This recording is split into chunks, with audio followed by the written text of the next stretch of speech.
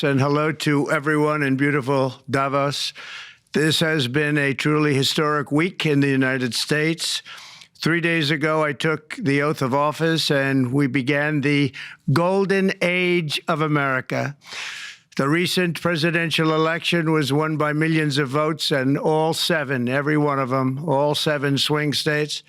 It was a massive mandate from the American people like hasn't been seen in many years, and some of the political pundits, even some of my so-called enemies, said it was the most consequential election victory in 129 years. That's quite nice. What the world has witnessed in the past 72 hours is nothing less than a revolution of common sense.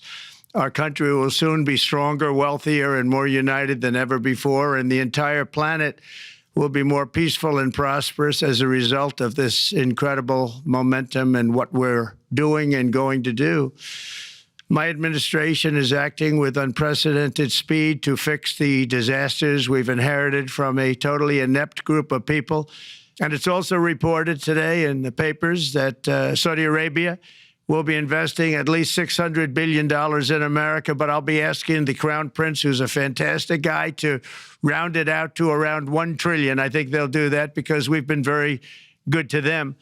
And I'm also going to ask Saudi Arabia and OPEC to bring down the cost of oil. You got to bring it down, which, frankly, I'm surprised they didn't do before the election. That didn't show a lot of love by them not doing it. I was a little surprised by that.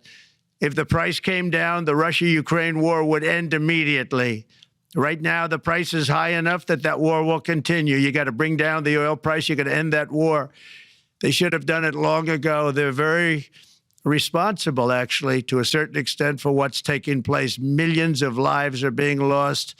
With oil prices going down, I'll demand that interest rates drop immediately, and likewise, they should be dropping all over the world. Interest rates should follow us.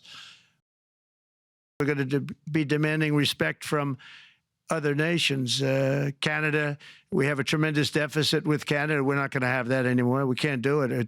I don't know if it's good for them. As you probably know, I say you can always become a state.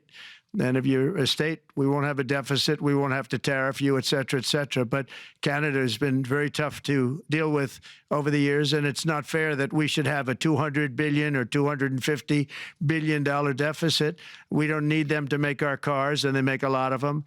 We don't need their lumber because we have our own forests, et cetera, et cetera. We don't need their oil and gas. We have more than anybody. So, just as an example, with Mexico, we're dealing with Mexico, I think, very well.